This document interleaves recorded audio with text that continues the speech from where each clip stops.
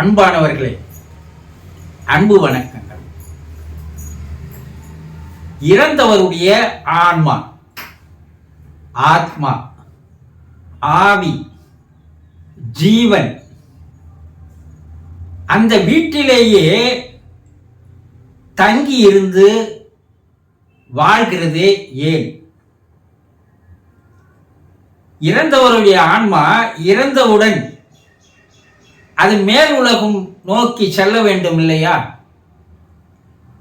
அப்படித்தானே எல்லாரும் நினைக்கிறோம். உயிர் போயிடுச்சு என்ன சொல்றோம் இல்லையா? எங்க போயிடுச்சு? அது யாரும் கேட்கறது இல்லை, அது யாரும் விசாரிக்கிறது இல்லை. ஏங்க அவர் இறந்துட்டாரு, அவருடைய உயிர் போயிடுச்சுன்றாங்களே, அந்த உயிர் எங்க போயிருக்குது? எங்க போயிருக்கோம்? யாராவது கேட்டு இருக்கீங்களா? கிடையாது. இறந்துட்டாரு, முடிஞ்சு போச்சு விவகாரம், அப்படித்தானே நினைக்கிறீங்க? அப்படிதான் நினைச்சு வரீங்க எல்லாரும்.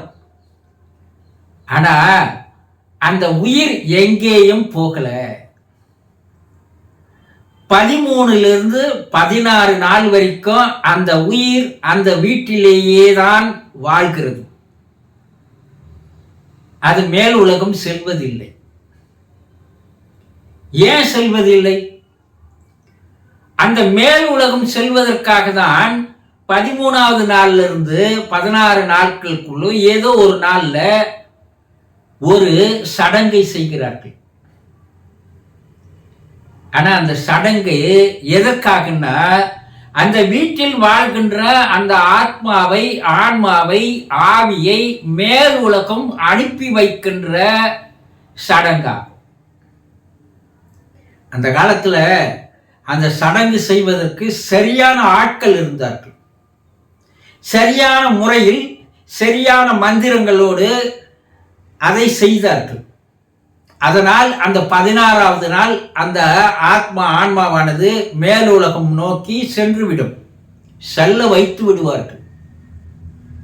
ஆனா இன்னைக்கு அந்த மந்திரம் சொல்றதுக்கும் ஆள் இல்லை, அந்த சடங்கை சரிவர செய்வதற்கும் ஆள் இல்லை.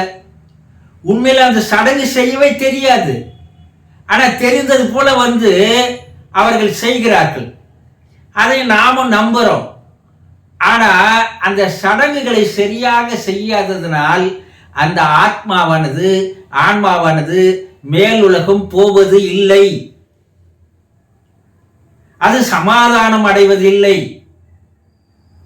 அதன் மனம் அமைதி அடையல. அந்த மனதை அமைதி அடைய செய்து, அதை சமாதானம் அடைய செய்து மேலே அனுப்புகின்ற சடங்கு தான் அது. அதை நம்ம என்ன சொல்றோம்? ஏதோ ஒரு பெயரை வைத்து அழைக்கிறோம், காரியம் என்று அழைக்கிறோம் இல்லையா? அந்த காரியமே அங்க நடக்கலையே. அப்ப எப்படி அது சமாதானமாகி அது அமைதியாகி மேல போகும்? போவதில்லை. அது உங்க வீட்டில் தான் வாசம் செய்கிறது. அது எப்போது அதனுடைய மனம் சமாதானமாகிறதோ அப்போதுதான் அது மேல் நோக்கி செல்லும். அது வரைக்கும் உங்க வீட்டில் தான் இருக்குது. இதில் உங்களுக்கு எந்த விதமான சந்தேகமும் இல்லை. ஏன் மேல போக மாட்டேங்குது அப்படின்னா, அந்த ஆன்மாவானது, ஆத்மாவானது, அந்த ஜீவனானது பந்த பாசத்தில் கட்டுண்டு கிடக்கிறது. இதுதான் உண்மையான விஷயம். பற்று என்று சொல்வார்கள் இல்லையா? பற்றுதல், பற்று. அது அந்த பந்த பாசம் வலைக்குள் சிக்கிக் கொண்டு இருக்கிறது. என்ன பந்த பாசம்? என் மனைவி விட்டு நான் போகணுமா? என் கணவனை விட்டு நான் போகணுமா? இல்லையே, என்னுடைய மனைவியை விட்டு விட்டு நான் தனியாக போகணுமா? என்னுடைய பிள்ளைகளை விட்டு விட்டு நான் போகணுமா? அந்த தாய் தகப்பன் மீது, கணவன் மனைவி மீது, பிள்ளைகள் மீது அளவு கடந்த பாசத்தை, அன்பை வச்சுட்டனே. இந்த அன்பு பாசம் வைப்பதற்கு பெயர் தான் பந்த பாசம் என்று பெயர் இல்லையா? தானால ஆடாவிட்டாலும் தன் தசை ஆடும்னு சொல்லுவாங்க இல்லையா? அப்பம் பிள்ளைக்கு பேச்சுவார்த்தை தான் இருக்காது.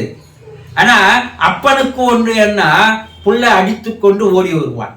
பிள்ளைக்கு எதுனா ஒண்ணுன்னா அப்ப ஓடி வருவான் இல்லையா? இதை பார்க்கணும் இல்ல, உலகத்தில் நடைமுறையில பேச்சுவார்த்தை இல்லை.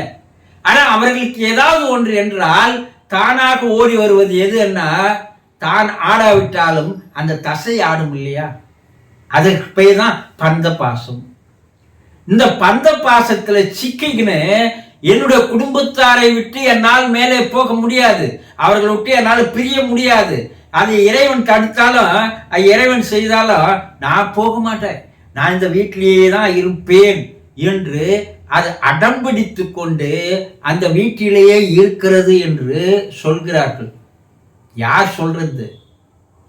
கருட புராணத்துல கிருஷ்ண பகவான் விலாவரியாக கருட மகாராஜாக்கு எடுத்து கூறும்போது அந்த ஆன்மா, அந்த ஆத்மா மேலே போகாது.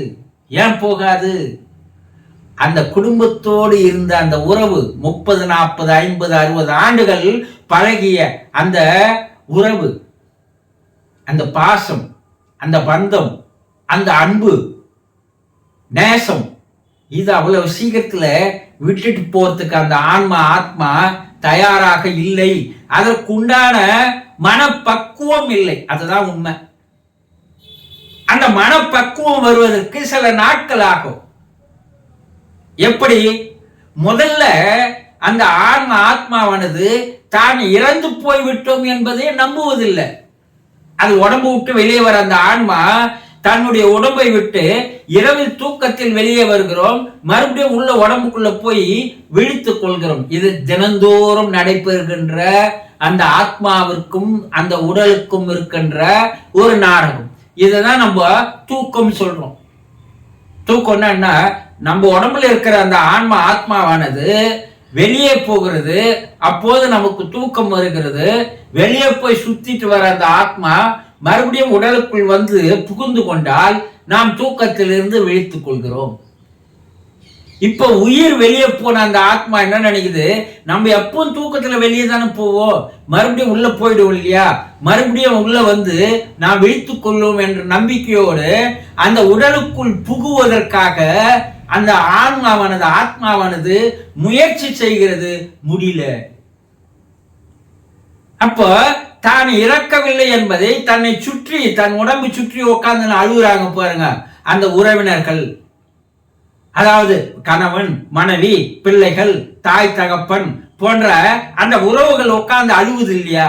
அந்த அழுகுற உறவுகள் கிட்ட அந்த ஆன்மா என்ன சொல்லுதான், நான் சாகல, நான் தூங்கின்னு இருக்கிறேன், நான் மறுபடியும் விழிச்சுக்குவேன், நீங்க அழாதீங்க அழாதீங்க என்று சொல்லுகிறோம். இத கூட கருட புராணத்தில் விலாவரியாக சொல்கிறார்கள். அப்ப பல நாட்கள் அந்த உடம்பை எடுத்துன்னு போய் எரித்தாலோ புதைத்தாலோ ஆமா நாம இறந்துட்டோம் என்றது முதல் அதற்கு ஒரு மன விடை கிடைக்கிறது. அப்போ உடம்பை விட்டுட்டு மறுபடியும் தான் வாழ்ந்த வீட்டிற்கே வந்து விடுகிறது. அந்த உறவுகளை விட்டு பிரிவதற்கு அதற்கு மனம் இல்லை. அப்ப அந்த உறவுகளோடு வாழ்கிறது. அந்த உருவம் நம்முடைய கண்ணுக்கு தெரியாது, ஆனா அது எல்லோரையும் பார்க்கும், எல்லோரும் பேசுவதை கேட்கும், எல்லா நடவடிக்கைகளையும் கவனிக்கும் என்று சொல்கிறார்கள். எப்ப சொல்றாங்க? புராண காலத்திலேயே சொன்னாங்க.